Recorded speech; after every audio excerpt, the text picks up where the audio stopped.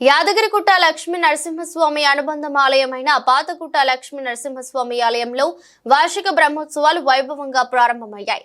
ఇవాళ ప్రారంభమైన బ్రహ్మోత్సవాలు 13వ తేదీ వరకు జరగనున్నాయి. మొదటి రోజు స్వస్తిహ వాచనం, విశ్వక్షణ ఆరాధన, పుణ్య వాచనం, రక్షాబంధనం పూజలతో బ్రహ్మోత్సవాలు ప్రారంభించారు. సాయంత్రం అంకురార్పణ, మృత్యుంగ్రహణము పూజలు నిర్వహించనున్నారు. సంకల్పంతో అంకురార్పణ చేయడం జరిగింది. 10వ తారీఖు నాడు చాలా ఘనంగా తిరుకల్యాణం కూడా చేయడం జరుగుతుంది. భక్తులు 50 మంది కూడా ఈ కార్యక్రమంలో పాల్గొని స్వామివారి కృపకు పాత్రలు కావాలని కోరుతున్నాము. ఇప్పుడు మా అయ్యగారు ఈ బ్రహ్మోత్సవాల విశిష్టత గురించి వివరిస్తారు. శ్రీమతి రామానుజాయ నమః, శ్రీ యాదాద్రీశాయ నమః. అఖిలాండ కోటి బ్రహ్మాండ నాయకుడైన శ్రీ యాదగిరీశుని వార్షిక బ్రహ్మోత్సవాల్లో భాగంగా ఈరోజు పూర్వాద్రి అనగా పాతగుట్ట లక్ష్మీనరసింహస్వామి వారి దివ్యమైన దేవాలయంలో గత వైభవాల కంటే కూడా శతాధికమైన వైభవాలతో వార్షిక బ్రహ్మోత్సవాలకి శుభశ్రీకారం జరిగింది.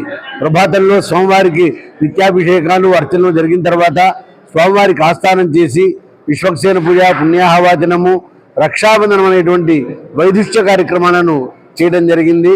సాయంకాలం పృథ్వగ్రహణ, అంకురారోపణ అనేటువంటి మహావైభవ కార్యక్రమాలన్నీ కూడా జరుగుతాయి. ఇలాగా 6 రోజుల పాటు ఆధ్యాత్మికమైన దివ్య జరీ ప్రవాహంలాగా ఈ మహామహోత్సవాలు మహావైభవంగా నిర్వహింపబడతాయి. భక్తులందరికీ కూడా మా కార్యనిర్వహణాధికారి పక్షాన, మా అనువంశిక ధర్మాధికారి యొక్క పక్షాన, భక్తులందరి తరఫున మీ అందరికీ కూడా స్వాగతం తెలుపుతున్నాం. స్వస్తి. ఈ యొక్క మాఘమాసంలో స్వామివారి యొక్క పాత నరసింహస్వామి బ్రహ్మోత్సవ కార్యక్రమాలు ఈ రోజుతో ప్రారంభమయ్యాయి.